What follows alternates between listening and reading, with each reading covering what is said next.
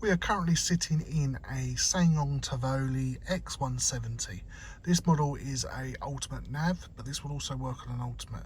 And what I want to do is just show you how to use the digital display. So first of all, I need this button here, and I'll probably be using this button as well. Now, as you can see, I'm going to move you in a little bit closer so hopefully you can see it. First of all, at the top, you've got a car, and then you've got all these rows here.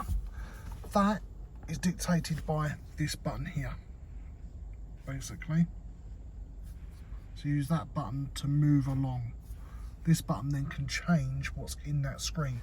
So we're on the traditional screen where it shows you a rev counter and speedo, and I've got it in the moment in the middle showing me my drive range. So if I try and put it so you can see both, hopefully. Right, if I hit the move button, it will now change that to auto stop time. It will show me my tyre pressure. Obviously, if the car's wheels have been turning, that will actually show the PSI rather than nothing at the moment because I'm just sitting here. If I go and hit that button, it will give me a distance, a driving distance A and driving distance B, which is your trip A and trip B's, isn't it? I can then hit on that one after departure time and then back to driving range. So there you go. So just so I can zoom in so it shows you that again. So it does that for you.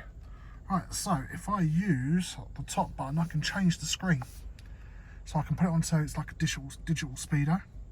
Again, if I use this button here, I can make that look different. And again, if I hit that button, it puts it back to what it was. Again, if I hit this button now, it will change the screen.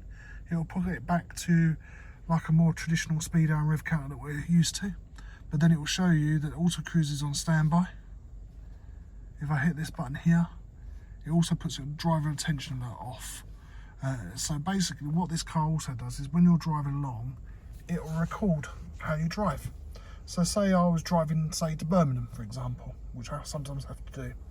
I will drive up there all full of beans in the morning, get up there to where I need to be, have my meeting, have something to eat. As the day goes on, I'm getting a little bit more and more tired, and then I've got to do the journey back. And on my journey back, the car will actually record how I drove there and also record how I drove back. And if it picks up that I'm not driving perhaps as nicely as I used to on the way up, it will basically fill up the teacup and tell me it's time to have a tea break, which I really like. I think that's a really nice feature. Again, so let's move through another setting. So if I hit this one, again it moves, and I can have it so it just shows me my DAB radio station. If I hit this button again, top one, it will change, and then I can have it on iMaps, so it matches my iMaps. I can hit this button, I can have it just so it's a navigation compass. If I hit this button again, I can have it so it's like a little map. And then if I hit it again, I've got it as a bigger map. But it all really depends which vehicle you're in.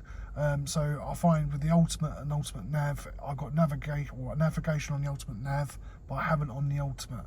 So what I probably would do is use this button until I get it so it mirrors the infotainment system, and then I'll probably use Waze or iMaps, wherever I wish to use in that.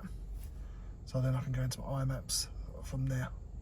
So it does that for me. So that's all cool in the game.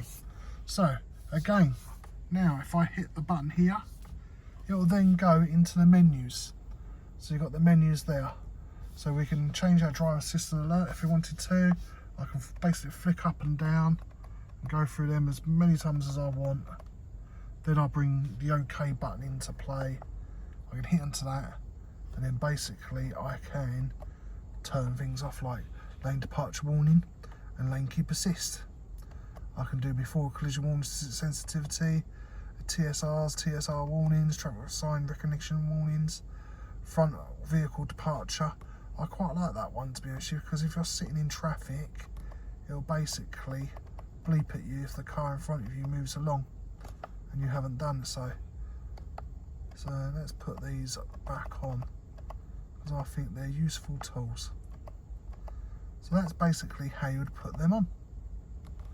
So do it like that. So I hit the menu button again, the top button again, I can bring it back and I can put it back to the original screen that I was on.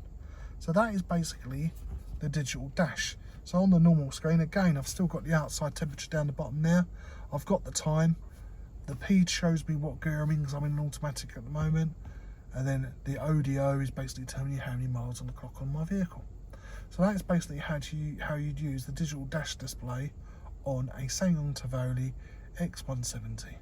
Hope this helps you. Thank you very much. Bye.